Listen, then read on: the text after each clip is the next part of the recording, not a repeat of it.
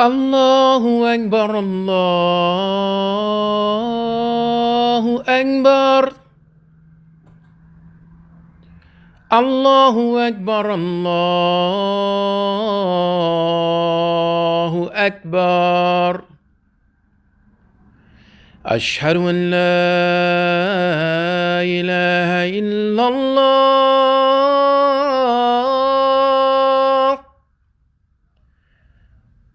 أشهد أن لا إله إلا الله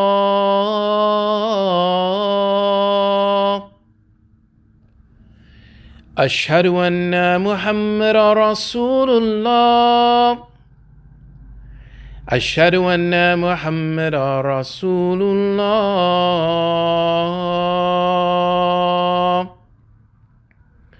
حي على الصلاة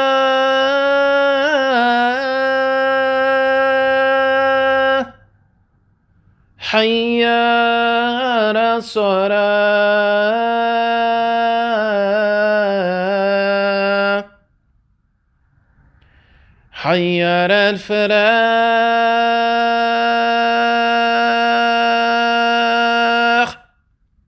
حي على الفلاح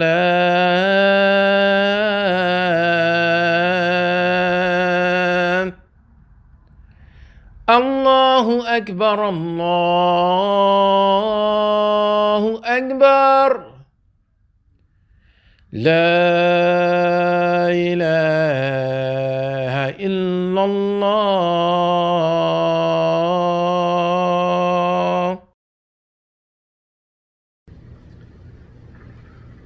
I seek refuge with Allah from the evil influence of the Satan. With the help of Allah, named the Merciful Benefactor, the Merciful Redeemer, I greet you, Assalamu alaikum. In the Surah 9:3, Ayah 1 says, by the glorious morning light, and by the night when it is still, the guardian Lord hath no forsaken thee, nor is he displeased. And verily the hereafter will be better for thee than the present. And soon will that guardian Lord give thee that with thou shall be well pleased. Did he not find thee an orphan, and give thee shelter and care? And he found thee wandering, and gave thee guidance. And he found thee, and indeed he made thee independent. And therefore treat not the orphans in harshness. And no repulse the petitioner, and the bounty of thou Lord proclaim. I mean, surely Allah speaks the truth. My Gubba today will start from Ayat 7, which states, he found you lost and guided you. I chose this message because, like me, most of us can relate to it. We can relate to being lost and found and guided. As I look at these words, lost mean without direction. Guided means to lead or direct one's path. From the readings of this surah begins with two promises from Allah to the Holy Prophet Muhammad, peace be upon him.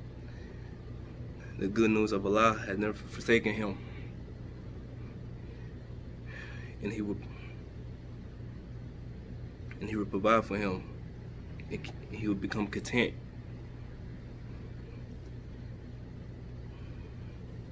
In the last verse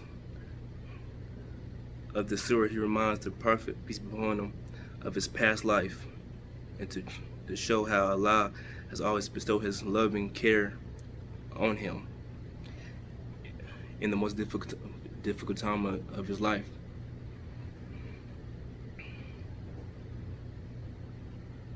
He supported him then and in the future. And he reminds the prophet, peace be upon him, to be kind to orphans. This story relates to me because, as many of us, we was lost, and now we're guided to a straight path. And with me, I think being lost was being not knowing the right path of what we call al-Islam. I remember as a kid, my dad he converted to Islam, and not knowing, I remember waking up hearing the adhan and not knowing what it was, and I was curious, like, what's my dad doing? He was prostrating, and I was watching him, and he finished. He looked at me like, "You want to join?" I said, "What was he doing?" He was like, "I was making salat." I'm like, "What's that?" He said, "Well, I was praying." I said, 6 in the morning? And he was like, "We pray 5 times a day." I'm like, "Who's we?" At the time, he didn't really tell me. He just showed me ablution or wudu and showed me how to do fajr. And at the time, I wasn't really worried about religion or anything at the time. I was only like 12, 13, so I didn't know. So I still going to church with my mom, just trying to find answers to what was I missing, why was I missing like a hole. So came back to him. It was like I was probably at the time 18, and I remember it was like I was like, "Hey Dad, I want to be a Muslim." He like, "Ha, really?" How like, "I cannot be." He was like, "You're not in the right headspace. You just said it." And I was like, "So what should I do?" He was like, "Go to Salaam at the time." So I was like, nah, I was shy. I was like, I don't want to go to the wrong spots and be like an outcast and not knowing. So still searching. I was at the time I was working at Proctor KC. I was a dishwasher, and I met Uncle Suleiman, Uncle Murad, and Auntie Karen. And at the time, I was just searching for something new, something fresh, because I just moved back to Kansas City, not what I was doing. So came up here, met them, and I was like, just curious. And he was like, Uncle Suleiman was like, I follow Islam. He gave me his number. He's like, "Hey, what's your last name, young brother?" I was like, "Proctor." He was like, "Who your daddy, son?" I was like, "Gary Proctor. I'm a junior." And he was like, "No." I was like, "Yeah, I'm the baby boy." So he's like, they all embraced me as their own. Then I decided that next Friday to come to Al-Haq. And I met Auntie Alala, and she was like, "Are you Gary Proctor's son?" I was like, "Yes, ma'am." And she was like, I said, "Is it obvious?" She was like, "Welcome, nephew." Since then, I feel like I was at home ever since.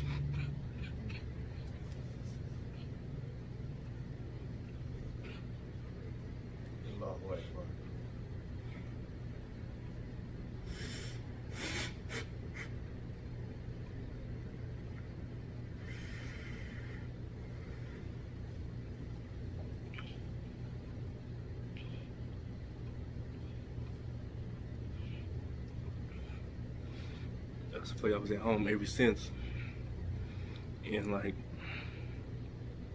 it's a real transition from being a kid to being a man, like that. And thanks to Islam, I believe made me a better person. I'm more conscious. I'm more aware of what my life is mean. So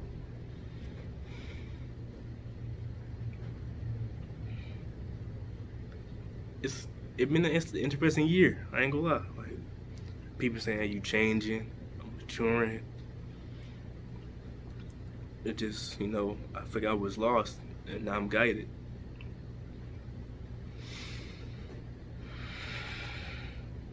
It just,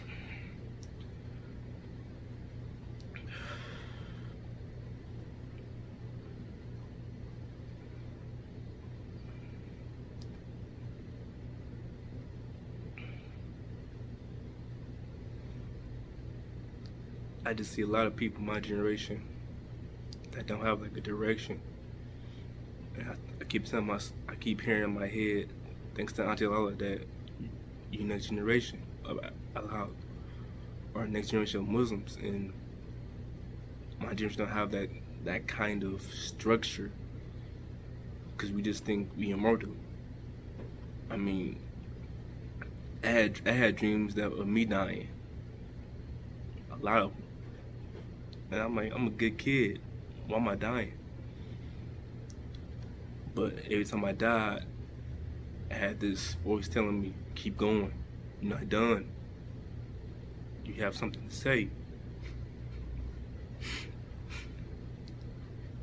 And I'm trying to keep that same motivation everywhere I go.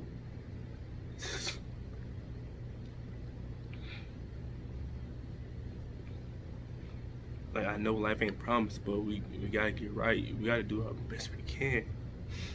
Find something to live for, not just out here dying. Like, I know this dude who just died, Devon.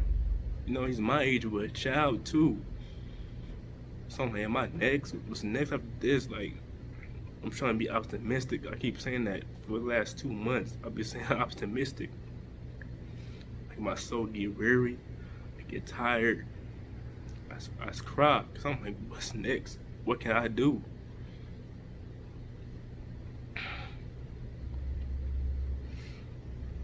I know I'm getting off topic, but it's a lot of, I hold a lot of stuff in, and when I come to Allah, I'm more like at peace. I'm calm, because I'm like, I'm home, I'm with family, people who actually care for me, Don't get me wrong, I always have people care for me. Just like this Allah, this community is just like first instant they met me, it was like, you found me. And then like every time I hear like Uncle Salaam speak or anybody speak, I feel like a kid at the candy store. I want to share it with everybody. Like, hey, everybody, listen to this. This is new. This is what it is, Yeah, I get people that be like, nah, bro, that's not what I'm into. Nah, bro. But like, for my generation, what we gonna do? I'm getting tired of hearing people dying. I want. If Allah helps me, I want to guide people to a straight path. I want to be that person to reach out and help people.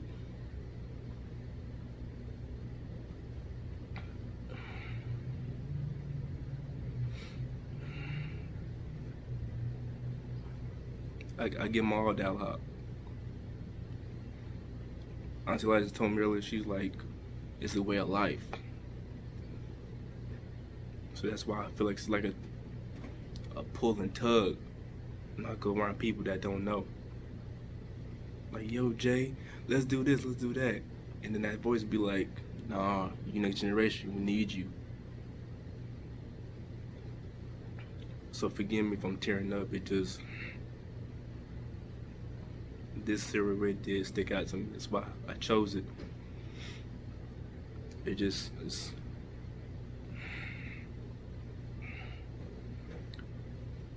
right.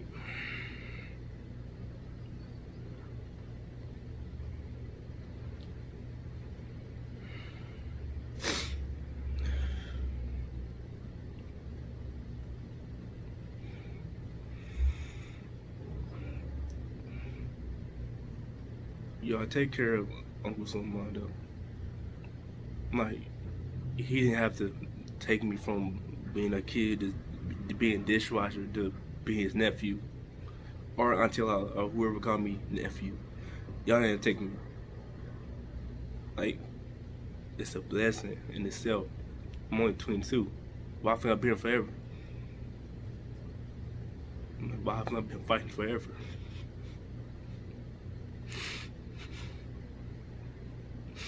I laugh and joke to keep the tears.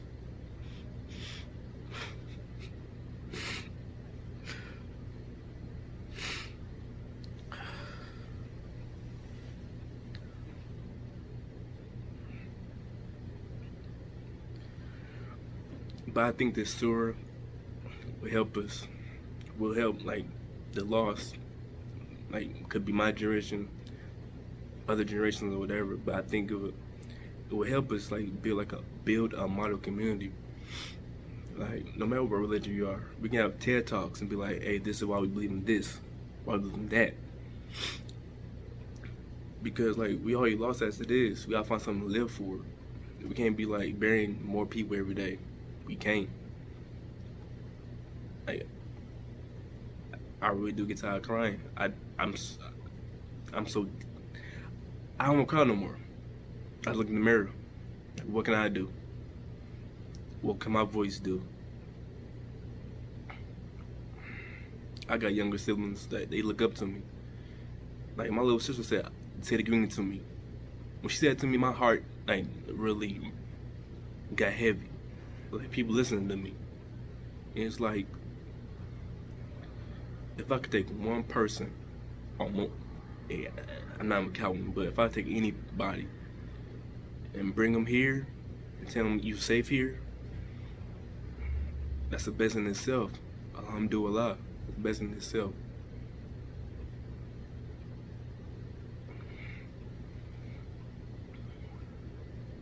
It's the best in itself.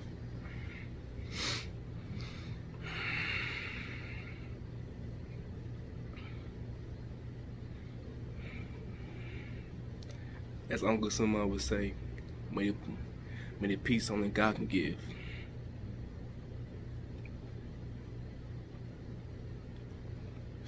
Trust me, I got some of the peace. Trust me.